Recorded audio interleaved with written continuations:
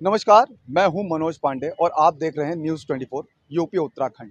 आज हम बात करने वाले हैं इंडिया गठबंधन के दो दलों की। यूपी में जो इंडिया गठबंधन ने चुनाव लड़ा था साथ मिलकर के, कांग्रेस और समाजवादी पार्टी ने, अब उसमें खटास पैदा होती दिख रही है। ऐसा मैं इसलिए कह रहा हूं क्योंकि कांग्रेस ने एक लिस्ट जारी की है जिसमें रैलियां की जाएंगी उसको लेकर के, और जो मीडिया इंचार्ज है उसको, कुछ नाम भी हैं उसमें।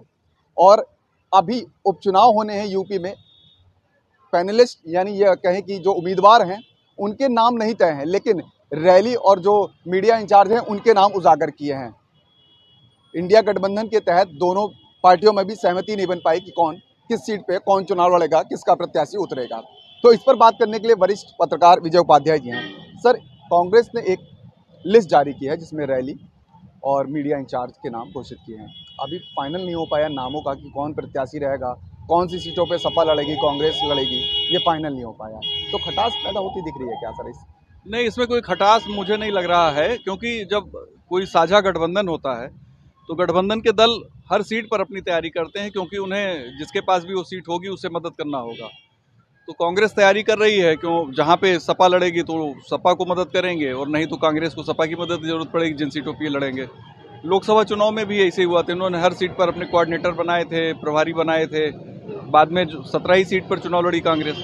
ऐसे ही बाई इलेक्शन के लिए ये सभी 10 सीटों पे तैयारी कर रहे हैं। तैयारी इसलिए कि भाई इंडिया अलायंस तैयारी कर रहा है ना, तो जो लड़ेगा वो इंडिया अलायंस का होगा।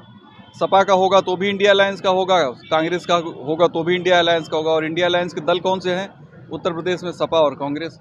इस बात पे दोनों में असहमति हो सकती है कि कांग्रेस को कितनी सीटें मिलेंगी, 1 मिलेगी, 2 मिलेगी, 3 मिलेगी, या कोई नहीं मिलेगी, या 5 मिलेगी। तो इस पे उन दोनों में हो सकता है, लेकिन जब तक इनका गठबंधन साझा है तब तक ये दोनों तैयारी करेंगे और दोनों मिल के लड़ेंगे, क्योंकि उनका कॉमन एजेंडा बीजेपी को हराना है। सर, ऐसा मैंने इसलिए कहा क्योंकि अभी हरियाणा में चुनाव हो रहे हैं, वहाँ पे भी सपा के कोई प्रत्याशी नहीं, एक भी सीट नहीं, और महाराष्ट्र में भी बात बनती नहीं दिख रही है, जम्मू कश्मीर में भी। ऐसा इसलिए कहा। और रही बात यूपी में जो लोकसभा चुनाव में 17 सीटें, उसको लेकर के भी तल्खियाँ देखी गई थी। दोनों प्रदेश अध्यक्ष और अखिलेश यादव की तरफ से तीखे वार चले थे, सोशल मीडिया पे ट्विटर वार चली थी, उसके बाद ये 17 सीटें मिली थी। देखिए, अगर आपने सब जिक्र किया, लेकिन मध्य प्रदेश आपने छोड़ दिया। सबसे ज़्यादा कठिन लड़ाई तो मध्य प्रदेश को लेकर कांग्रेस और समाजवादी पार्टी के बीच में हुई थी, सीटों के समझौते को लेकर। बाद में लोकसभा में अभी एक सीट दिया था कांग्रेस ने मध्य प्रदेश में, खजुराहो सीट सपा को दिया था। तो जब एमपी के विधानसभा चुनाव हो रहे थे, सपा और कांग्रेस के बीच में बाकायदे बहुत ज़्यादा बयानबाजी हो जाने के बावजूद लोकसभा में दोनों मिल के लड़ते हैं। चूँकि ज़्यादा ऑप्शन नहीं है और मिल के ही लड़ेंगे ये, चूँकि बीजेपी को रोकना है तो इनको मिल के लड़ना पड़ेगा। तो और ये बात भी सामने आई थी, अगर आपको याद हो, कि मध्य प्रदेश के चुनाव के दरमियान जब काफ़ी चीज़ें वाद विवाद हुआ था, तो ये कहा गया था इंडिया अलायंस लोकसभा चुनाव के लिए है, विधानसभा चुनाव के लिए नहीं है। तो वो विधानसभा में अपने अपने हिसाब से लोग लड़ रहे हैं, लोकसभा में अपने हिसाब से। अब ये अखिलेश के ऊपर है कि उत्तर प्रदेश में कांग्रेस को कितनी सीटें देते हैं, जो बाई इलेक्शन में है, देते भी हैं कि नहीं देते हैं, ये अखिलेश के ऊपर है। अखिलेश अगर 2027 में कांग्रेस साथ चुनाव लड़ना चाहेंगे तो जरूर देंगे। अब सर, सवाल ये उठ रहा है कि जैसे लिस्ट जारी कर दी उन्होंने, उससे पहले ये हो रहा था कि भाई हरियाणा में बाकायदा प्रेस कॉन्फ्रेंस में अखिलेश यादव ने कहा था कि अगर हमारी बात बन जाती है तो हम चुनाव लड़ेंगे, लेकिन बात बनती नहीं दिखी। देखिए, वो विधानसभा चुनाव की बात कर रहे थे ना। जब ये बात पहले ही इन लोगों ने कह दिया कि लोकसभा के लिए इंडिया अलायंस है, विधानसभा के लिए नहीं, तो विधानसभा में ये अपने अपने हिसाब से फैसले लेंगे, और रीजनल जो सिचुएशन है उसके हिसाब से सीटें तालमेल करेंगे। मुझे ऐसा नहीं लगता कि इन दोनों में कोई टकराव होगा, क्योंकि सपा इतनी मजबूत नहीं हुई है कि वो कांग्रेस को छोड़ दे, और कांग्रेस इतनी मजबूत नहीं हुई कि बिना सपा के उत्तर प्रदेश में ज़्यादा गेन कर सके।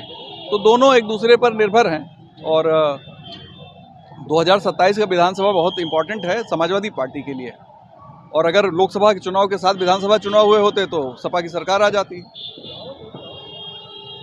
तो जाहिर है कि इनके लिए बहुत ही क्रूशियल है, तो फूंक फूंक के कदम। ये माना जाए कि अभी इस गठबंधन में कोई ऐसी तल्खियां, मतलब ऐसा कोई संकट नहीं मंडराता दिख रहा है, क्योंकि तमाम कयास आने लगे। और उसके बाद बिल्कुल सही कहा आपने कि समाजवादी पार्टी यूपी में भी बहुत मजबूत है और कांग्रेस उस मजबूती में नहीं है, उस मजबूत कंडीशन में नहीं है। तो कहीं ना कहीं पर्दा समाजवादी पार्टी का ही भारी है। हाँ, निश्चित तौर पे देखिए, यूपी में 2 पार्टियां बहुत मजबूत हैं, एक सपा और एक बीजेपी। लोकसभा में सपा ज़्यादा मजबूत हो गई, लेकिन वोट परसेंटेज के हिसाब से दोनों करीब करीब बराबर हैं लोकसभा के हिसाब से।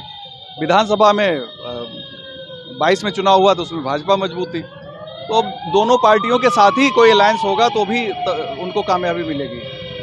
तो ये थे वरिष्ठ पत्रकार विजय उपाध्याय जी, जिनका कहना है कि इस उत्तर प्रदेश में जो अभी मजबूत स्थिति में है वो समाजवादी पार्टी है। इंडिया गठबंधन के तहत वो मजबूत स्थिति में है।